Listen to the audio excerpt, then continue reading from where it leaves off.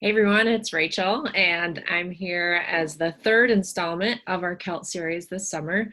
And I'm specifically here to talk about social presence, how we will continue to do what we do best at teaching relationally and creating community in our BiModal environment that we're going for this fall. So I came down here, I got my green screen up behind me. So this is not my real office. I like to show my students that it's just my house. And I got my Zoom jacket on that I always have hanging in the corner. So I threw that on and just wanted to spend a few minutes talking through some definitions that I came across and then just some strategies that I kind of grouped together into three components. And then we'll practice some of those next week when we meet in person virtually to talk about some of these relational strategies. So that's where we're headed. And I just want to also acknowledge that you are all experts at creating community in your classroom. It's one of our distinctives as a university. It's how God designed us to operate in community. And we found out through the student survey results even this spring that it's one of the things that our students miss the most. And I heard lots of stories of ways of that people created community as they developed and managed their classes in the spring. And many students, I mean, they're coming back. They want to be in the classroom. It is going to be a different experience for them. And so I've just been thinking through how do we prepare ourselves to still develop that sense of community even in this new environment. So that's where I'm headed. These are my thoughts. I definitely pulled largely from the chapter 4 in the Small Teaching Online, pulled from some outside resources, just some of my reflections as well, and would love to hear what you guys have come up with as well next week. So be thinking of what you could add to the conversation. So I'm going to share my information here that I came up with as we think through this topic. So we're here to talk about community and that our environment has changed, but we still want to build community in the classroom. So I wanted to talk first about a couple of definitions that I thought were interesting as we think through this. And this zone of proximal development I thought was a great definition to think through. The quote I have is that learning awakens a variety of internal development processes that are able to operate only when the student is interacting with people in his environment and in cooperation with his peers. Well, we find ourselves perhaps in some different scenarios where students are spread out, maybe difficult to interact if they're wearing a mask, or we might have students interacting online as well. So how do we reimagine this zone of proximal development so that students are still able to interact with people and cooperate in the learning process? So I thought that was an interesting place to start. I also, this is from the Small Teaching Online book, is this community of inquiry, which I think is important, and this is where the social presence comes from. So these three components, this was the initial framework by some Canadian researchers. First of all, looking at cognitive presence, so they interact with the material, they construct meaning from that, they make new connections through what they already know, they reflect on their content, so that's the first one. Social presence is that personal characteristics that form through their interactions with that community through group cohesion and expression. They definitely have to connect with other people to be able to do that, so that's important. And then lastly, we have our teaching presence, which supports the other two through how we develop our instructional design. So that's part of it as well.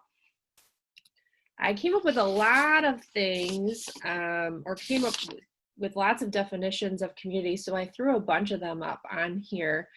Some of them were just on like a message board, you know, trying to think, what does community look like? So that feeling of belonging and mutual benefit is built on experiences among a group of people.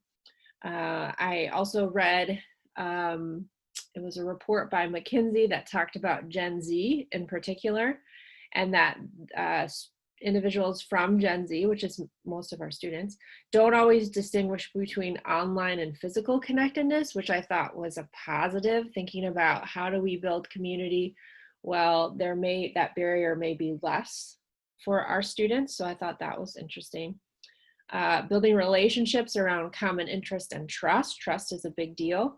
And then pulled some information from Lori Burgess's dissertation, where she talked about how instructors' perception of the community impacts our students' perceptions.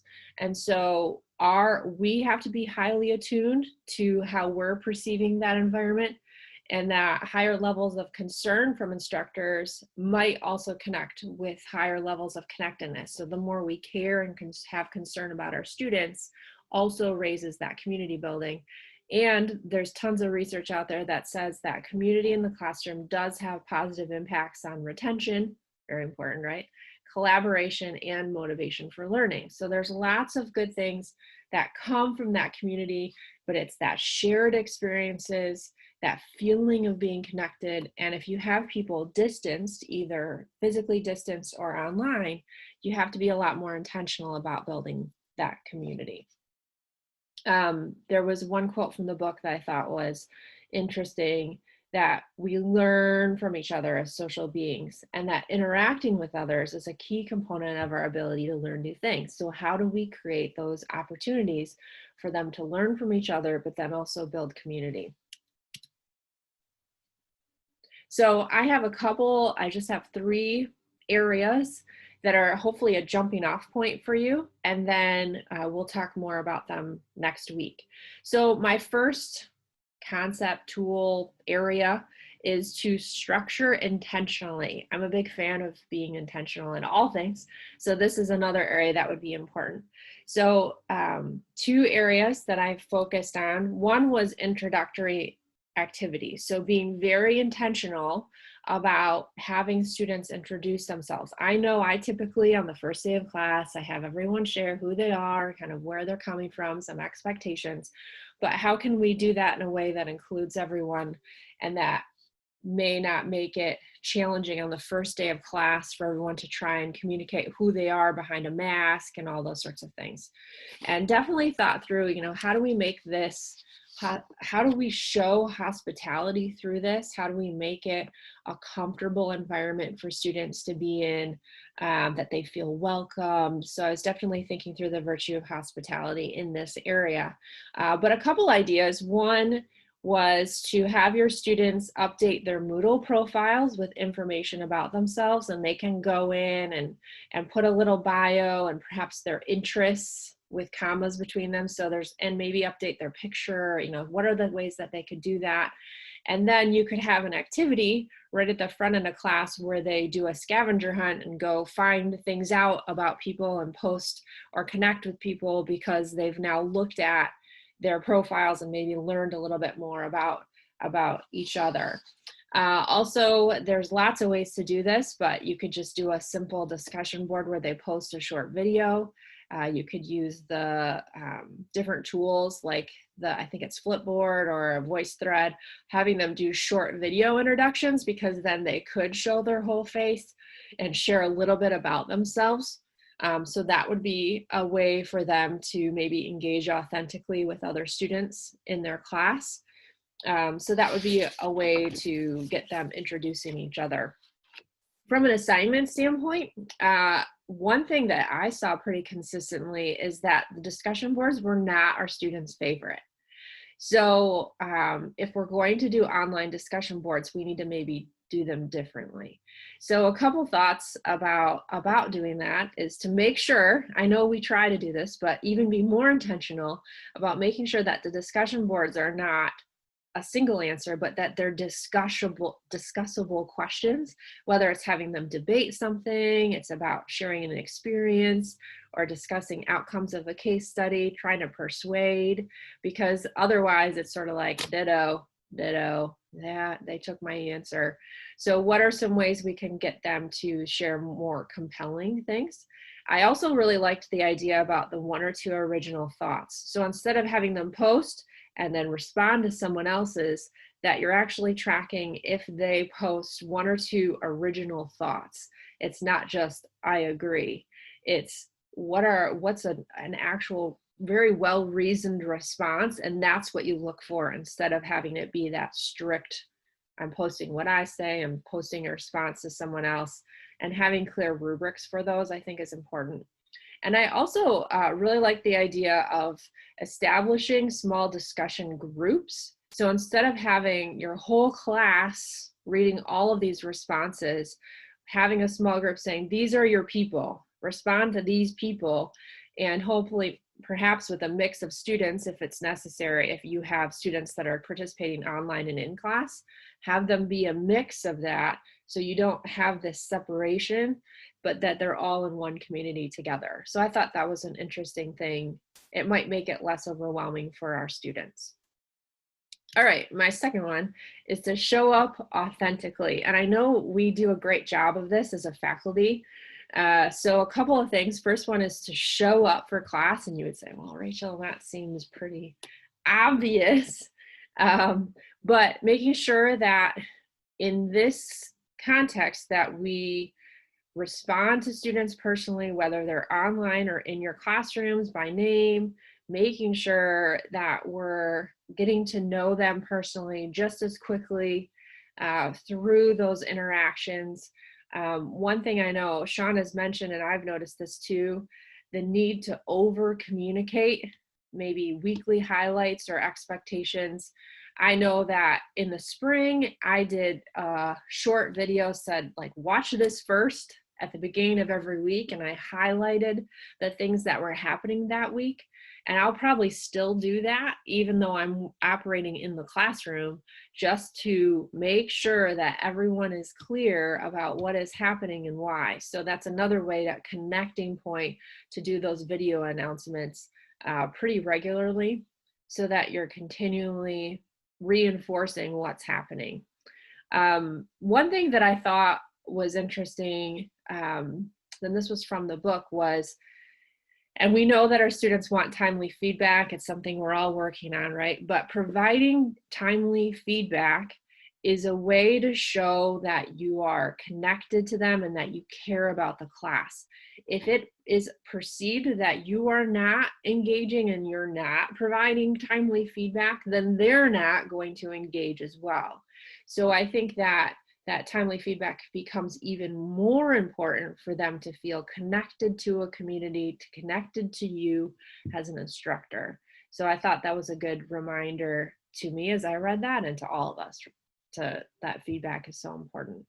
And then unleash your personality. So at the beginning of the class, make sure that you're posting your bio and do a short introduction video, even before they get to class, just to let them know who they're getting to know, who's going to be in the classroom, especially for those of you that have freshmen that are coming into your classes. And to be imperfect, it's funny, in the spring, I don't even remember what I had, but I'm in my office that I worked in all spring, spent hours and hours here. And I'd be like, oh yeah, I've got my like snacks over here and my box of Cheez-Its, as we'd be, having a meeting or something.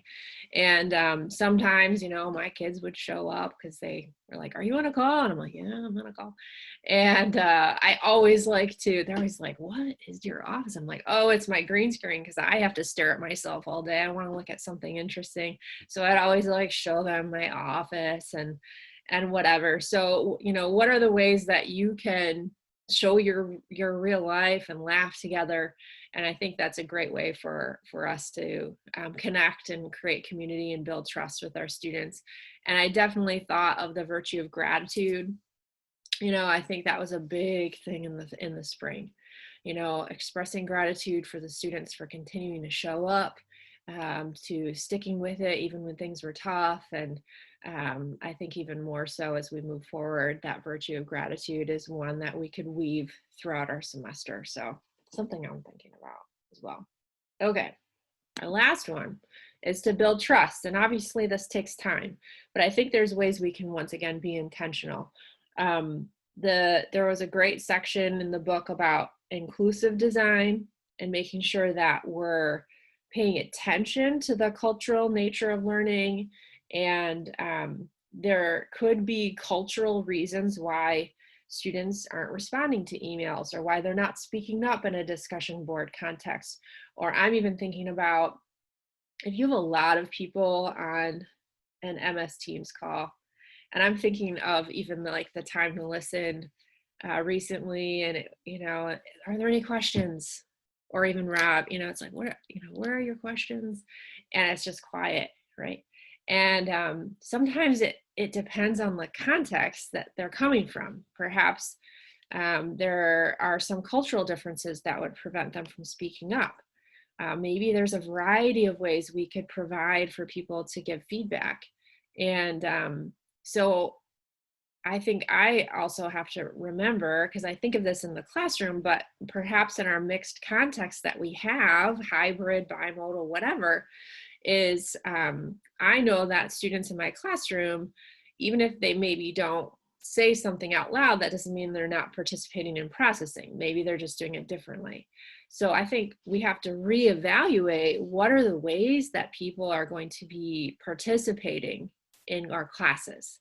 It's going to look different. There's more options. So we need to articulate what the options are and then acknowledge them and include them. So I thought that was an interesting thought. And then this quote I thought was a great reminder under inclusive design. Relationships are at the core of meaningful college experiences. We know that. And they're particularly important to underserved students who are more likely to doubt their academic abilities. Underserved online students and in class need the presence of an engaged instructor. And because we are living in the space where we may have students that are online and in class, we need to be aware of that relationship building and being intentional about it, regardless of how that student interaction is happening. So that was a great reminder to me. All right, conveying care and support is the second area that I thought about in this. From an empathy standpoint, trying to think about what is the student experiencing. And then I loved this idea of pedagogy of care, where it welcomes students on their own terms, includes them for who they are, and commits of doing the type of work to maintain that climate and approach. And we have to, once again, be intentional about how we provide that environment of hospitality and care and support, and assume that they, assume the best out of our students. I know there were a couple times where I've been frustrated with students maybe for not participating or not getting back to me. And I pushed a little bit and found out that there were some really, really hard things going on. And because of that, I was able to, have a conversation, help them manage that. And I know you guys that have done that over and over and over again, especially this past spring. I don't think that's going to go away. We've had it all along, but I think it's just been ramped up. So how do we understand the outside pressures? How do we uncover those so that we can support our students through the process? I love the idea, this was from the book, about the OOPS tokens, where they get a token for a no questions asked, either extension on an assignment or an opportunity to resubmit one because of an unexpected challenge. I like that idea, that you're just giving them this like release valve if something goes wrong, or they, had to go see a grandparent, or their, work had an exposure to the virus and they had to do extra cleaning. Here, no questions asked. I don't need to explain myself. I just have this one thing. I also, and this is something I feel very strongly about, I'm trying to figure out the best way to continue to do this, is 5-minute meetings with my students at the beginning of the semester, or longer, depends on your capacity, where you are able to just spend a little bit of time saying, hey, tell me who you are, what's important to you, and how can I help you? Now we've started the conversation, so when you have a question, we've already talked. And whether I do that virtually or face-to-face socially distanced. But I think that's going to be pretty important for us to make those connections early, from a retention standpoint, from a relationship building standpoint, and community building. And then I was reading about having one later in the semester, kind of a conference to check in on how they're doing, giving them feedback on their work, maybe mid-semester. So I was thinking, for me, maybe I make that first one required, The midpoint one may be optional. I know I try to have meetings with students that maybe after the first exam are struggling and say, hey, let's sit down and talk about how things are going. That's worked really well. But I just put appointments on my Google Calendar and people sign up for slots, and you could do those virtually or not. There's lots of things that you can do for that. And thought definitely about the virtue of love when it comes to this. Just how can we show that we're committed to their well-being all the way through the process? So I thought that was something that I thought about. So just to wrap up, I have been listening to a lot of podcasts lately. And one of the ones I listened to recently was This American Life. And it was called The Reprieve. And they actually spent a month in Henry Ford Medical Center. I think it was like March to April. So, right in the middle of the crisis. And there were a couple things as I was listening. Number one, it's a powerful episode. Really, really, tough to hear, but very powerful, just amazing. But there were a couple things that stood out to me. So this is just a little clip, and then I'll talk about what I thought of after. But when COVID hit their ICU, it became impossible for the staff to do some of the things Rena put in place. Like before COVID, when someone arrived unconscious or sedated into the ICU, it always asked the family, what do you think your loved one would want me to know about them? Families would put up photos and bring in quilts, personalize the rooms. And the staff, they liked that. They really wanted to get to know the person they'd be caring for. But under COVID, all that was impossible. Families could no longer come in and get to know the staff. Okay, so two things. The first one related to this short clip. They were depersonalized because they weren't able to create their spaces in the ICU like they normally would. There's a bit of that happens when our students are learning online. Context is missing. You see their faces, but maybe that's it. And if we have students that are socially distanced with masks on, it's harder to maybe engage with them in a personal way. This group of nurses, they found ways to connect because they realized they couldn't do the things the same way they had done before. And they were pushed into more intimate relationships because they didn't really have that buffer of the family anymore to help them engage. And so I think we need to press in. We need to press in deeper into those relationships with our students because there are some barriers, potential barriers that could be in our way. Maybe not, right? Maybe we'll not have that, but there could be a barrier of a mask, a barrier of a screen. And what I would hope is that we continue to push through those barriers. And there was one nurse that was saying, all of her patients had the same thing. They were all working through the same thing. And it's like, I'm looking at one patient instead of a group of individuals. And we need to fight against that. We need to see each of our individual students as special. And then the other thing is that they were with them for a month. And they interviewed them at the beginning, and they said they attacked this with determination and grit, and they're ICU nurses, and so they're used to dealing with crisis, and they were like, yeah, this will be fine, we can do this. And then they fast forward a month and they interviewed them again, and you could just hear it in their voice, that fatigue of being on that high alert, of dealing with their patients and dealing with the families and just trying to get through a really, really challenging time. And I remember, obviously a different scenario, but I remember in the spring when we first started, it was like, let's do this. We've got, this time frame. And then towards the end of the semester, there were a couple of times when our division got together and I could feel it, that that fatigue, that we're through the crisis, the adrenaline start, and we're not through it though. We're pushing through, and it's hard work. It's hard work. And so it made me think about this fall that we need to approach it not as a sprint that we can use our adrenaline to get through, but as a relay race, right? That as our students are working through their classes, that we are sharing the load of supporting them. And along the way, as we pass pass the baton between us, that we've got the ability to support each other and to say, yep, keep going. And that we need to be strategic about not only building community in our classroom, but among our faculty as well. And that we are connecting well, and that we're finding ways to be supportive and take care of each other as we move through this. Because we need our community as well as we move into this next season. So that's what I have. I just started with a few kind of definitions, thinking about what community is, a couple of ideas to think about, thinking about, showing up authentically, being intentional with how we structure our classes, and communicating that care and concern and building that trust. So when we get back together, I have a couple of exercises we're going to try as a group, community building exercises. And then please come with your ideas and your thoughts to share.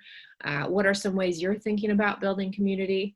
And then we'll hopefully have a great discussion around what we can do to continue to bring that distinctive of relational learning as we move into the fall. Thanks, everyone.